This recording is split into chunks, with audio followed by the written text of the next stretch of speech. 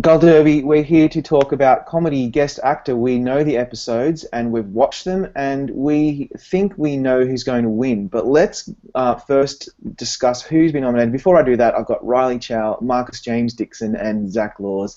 And the nominees in this category are, and I'm reading it off this list, Larry David for Saturday Night Live for hosting. It was Peter McNichol for Veep, but we'll talk about that in a minute. It's now Peter Scolari for Girls, and who remembers the episode name? It's like Good Man. Good Man. Yeah. It's the second episode of the season of Girls. Tracy Morgan for hosting Saturday Night Live. Martin Mull in his first ever nomination, which is really exciting, for Veep for The Eagle. Bob Newhart, legendary Bob Newhart for The Big Bang Theory. His episode's called The Opening Night Excitation. And Bradley Whitford for Transparent, and his episode's called Oscillate. Bradley Whitford is the returning champ from last year, and so we have some winners, we have first-timers, and we have someone who made it in because Peter McNichol was ruled ineligible. Let's talk about that big elephant in the room, and let's just go straight to Riley Chow. He's the guy that discovered it. He's the guy. If it wasn't for him, we would be talking about Peter McNichol. Riley, over to you. Yeah, nothing against Peter McNichol, but I did notice that he was credited for 5 episodes on IMDb, which is half the season of Veep. Now, he says he was only in 9 minutes of the season, which is totally true, and I think that he should be considered a guest star, but I also think that the rule should be applied consistently, and there are other people who were disqualified because they appeared in half of the season's episodes. And this is actually a new rule that started last year because the Emmys were tired of people like John Lithgow and Uzo Aduba appearing in every single episode of the season and then winning an award as a guest. So they kind of went the other way where they said you have to be in less than half of the episodes to be a guest. So personally, I think it should be half or less, but I think this is pretty close to the best possible scenario. Who else has an opinion on this? I was devastated by it. Yeah. I was actually prepared to talk on this, what we're doing right now, about how he should win and how he could have won, because he's so memorable and so funny in all 5 of his episodes and all 9 minutes that he's on screen. I didn't even realize it was that little that he was on screen for the season because he makes such a great impression. But yeah, rules are rules.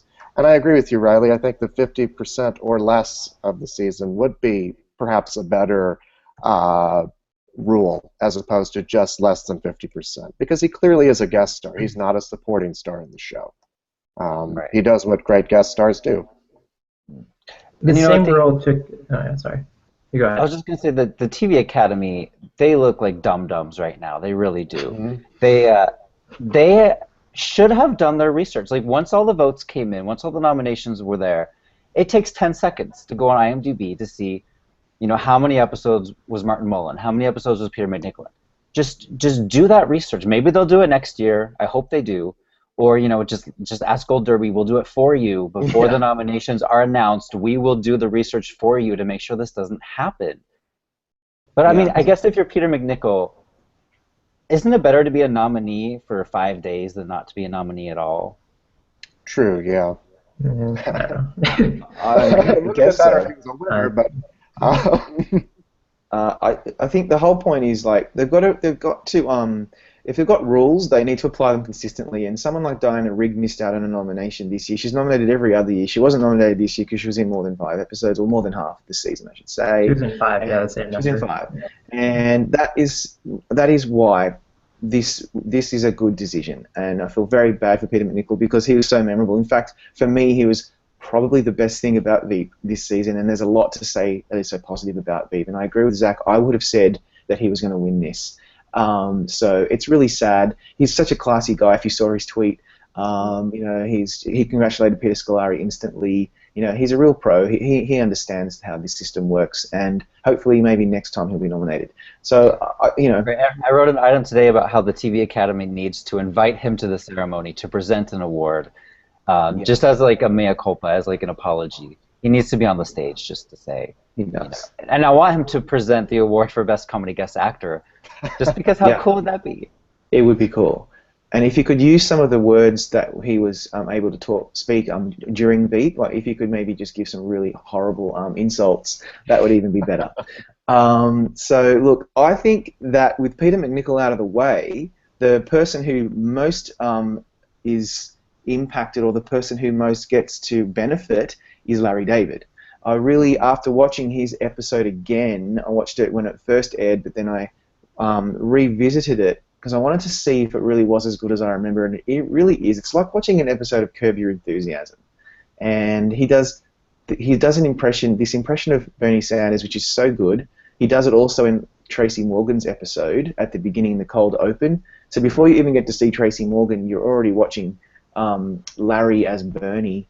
And when he's on the screen with Bernie, it's just like gold. That's my. I just don't think he could possibly lose this. I know some of you think that it's not as clear cut as that. I want to go to Ralph. Sorry, not Ralph. I want to go to Riley first. Riley, do you think that this is really just a slam dunk for Larry David? No, I think that Tracy Morgan's episode, I actually prefer that one. I also think that we need to keep in mind that they're no longer ranking their nominees, so now they either vote for Larry David or they vote for Tracy Morgan. And what we saw last year with this kind of new popularity-based voting system is that people, when they check off one show, they like to check it off a bunch of times. So if they're already voting Veep for Best Actress, Best Supporting Actor, Best Comedy Series, then maybe they'll vote Veep in Best Comedy Guest Actor as well. So I think Martin Mull really actually benefited from Peter McNichol being taken out, because now he gets all the Veep votes, if that is, a substantial block. And then Larry David, I found, it was very funny, and I liked the skit where he was playing, what was his name, Kevin Richardson or something? Kevin Roberts. Kevin Roberts, yeah. But I also found that Larry David is just kind of playing his Larry David persona from Curb Your Enthusiasm. Like you say, he does a great Bernie Sanders, but I feel like it's kind of just like Larry David playing the same guy he always says, and I wonder if that's looked upon as not really acting as much. Well, was Tina Fey really acting, though, when she won for playing Sarah Palin? I think she had the accent, right? That's true. I think she was definitely playing a character, and that a cartoon, to be exact. I can see Russia from my house. That's great. That's all she had to do. She had the Emmy sewn up. Right. Zach, what do you think? I mean, I know you're a bit of a Bernie fan. What did you think of Larry's impression of Bernie? Well, not only am I a Bernie fan, but I'm a Larry David fan. So that was just like music to my ears. This entire season of Saturday Night Live, I think he appeared in something like 6 episodes throughout this season, including, incidentally enough, Tracy Morgan's episode, which can only help him as well. If they're watching these episodes, he's going to show up there as well. And I thought that it was one of the best episodes of Saturday Night Live of the season, and in many seasons, actually, one of the best. I agree with you that he is more or less playing himself in a lot of those instances. And it is noteworthy that of the 2 Emmys he's won, he's never won for performing before. But I think that the Larry David persona is such a character in and of itself that he can be forgiven for playing that. You know what I mean? Like, it's not necessary. It's something like Saturday Night Live, I guess. It's not necessarily about giving this great performance. It's about giving a great comedic performance. Does that make sense? Yeah, it does. Yeah. I do agree that the 2 other people in this category who could win are Tracy Morgan and Martin Mull. Tracy Morgan obviously has. I was writing about this this morning because I'm doing his episode analysis. He has a real rooting factor. It's very emotional to see him back on stage again, especially in the opening where Tina Fey and Alec Baldwin and all the other 30 Rock cast members come back to give him well wishes. And then Martin Mull, can you believe this is his first nomination ever? I was shocked when I was looking at that today, just taking notes about these guys. And he does benefit from Peter McNichol being gone, number one, and from Veep being the front runner. So he could just kind of go along on a wave of support for that show. But I do think it's Larry David's at this point, not just for this episode, but for his the entire season, all the episodes he's been in. Right. If you're a voter and you're not watching specific episodes, which I think we saw that happen a lot last year, especially with Margot Martindale and maybe even Reggie Cathy. I don't know if they're watching the episodes as much as we would like them to be, so they may just go on buzz or what they know already, and they know that he was in 6 episodes. You say he was in it a lot. He was so buzzed about every time he showed up. He's in my mind, he's the front runner. I mean, it's election fever. Everyone's talking about the election right now. They're going to be talking about the election when they're voting. It'd be funny if Larry David wins and if Kate McKinnon wins, like for Hillary. How great would that be? But yeah, he's my pick to win. But I could see a Martin Mull win because of everything you guys have said about Veep. But what about Bradley Whitford? Who wants to talk about Bradley Whitford? I mean, he won last year. He is playing a different character. But do voters even know that? I don't think they do. I didn't even realize he was in this season of Transparent until he came up in the credits. And even in the episode that he's in, he's barely in it. He's not really the focus. And I totally thought he deserved to win last year. I thought he had a great episode and fantastic performance. But I don't know how he got, other than name recognition, and they just really loved that show. Because even in the episode that he submitted, there wasn't even a close-up that I can remember of his face. It was a very quiet performance. It was very non-funny. I mean, you mentioned how they like to go with comedic performances. I mean, even his character last year was kind of, funny, but very dramatic in this role in particular. And it's filmed through like a door, and with weird glass. Like you can barely even see him. And if you watch Transparent Season 2, you know that he plays the guy in Berlin in the flashbacks, and it's a really effective part of the season. It's really unusual, different, typical of Transparent and Jill Soloway and their genius.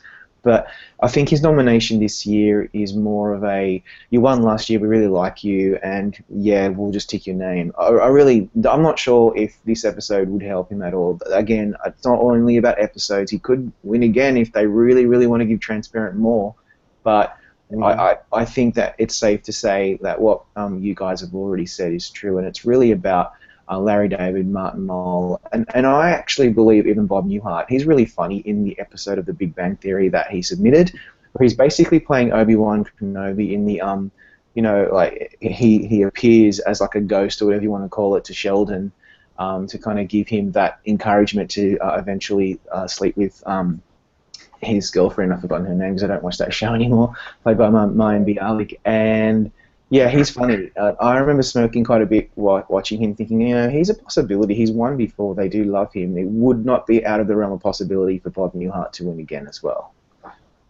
What about new guy Peter Scolari? Yeah, he's pretty funny, actually. Yeah, he's good. And he's speaking of Bob Newhart. I mean, this is a 3-time nominee from Newhart. Yeah, right. And no one from Newhart ever won, right? An acting race? I don't think so. Yeah, I mean, certainly I know Bob Newhart and Peter Scolari didn't. Yeah. I don't understand HBO's guest submissions. They don't submit anybody for Game of Thrones. The people that they do submit are ruled ineligible.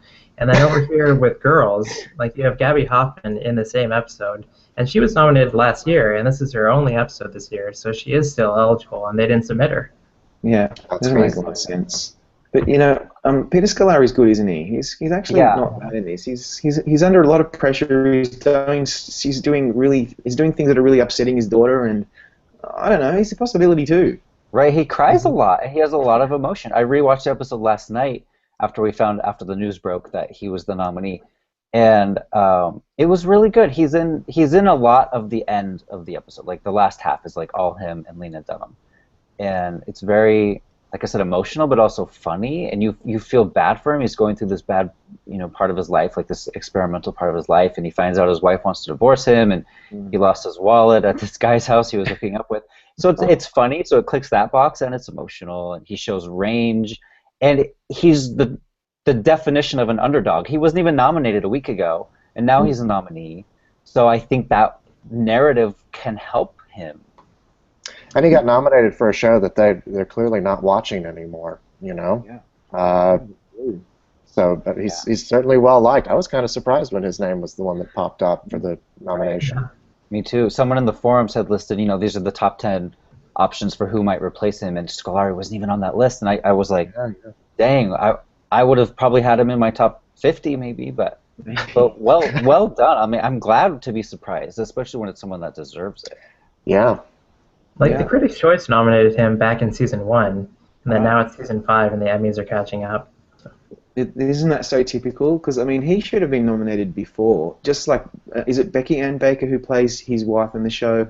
She's excellent and has been excellent on Girls for years. They've never nominated either of them, and finally he gets this nomination because Peter McNichol was ruled ineligible. It's just almost like a farce. It just seems so silly how the Emmys are a little behind, just like they are on the Americans and a whole bunch of other things. But speaking of him in Girls, he's excellent in this, and it would be pretty funny to see him actually win if he can ride that narrative to the Emmy podium. But I think at the end of the day, it looks like we're all pretty much settled that it's Larry David with Martin Mull kind of nipping at his heels, and even Tracy Morgan, he has that really great emotional narrative that people might really cling on to as well. This is an interesting race. I Yeah, I think think Bradley that's- Whitford we have to watch out for just a little bit, just because of the Margot Martindale factor, where he did better work in previous seasons. This year he didn't do anything, but maybe, you know, if they voted him last year, why would they not vote for him this year? So. And they clearly loved that show. They love it. Yeah. Right. Can't wait to see what happens. I can't wait to see what happens either. We'll see what happens, and thank you all for joining me, and we'll be back to talk more about every other category under the sun. All right.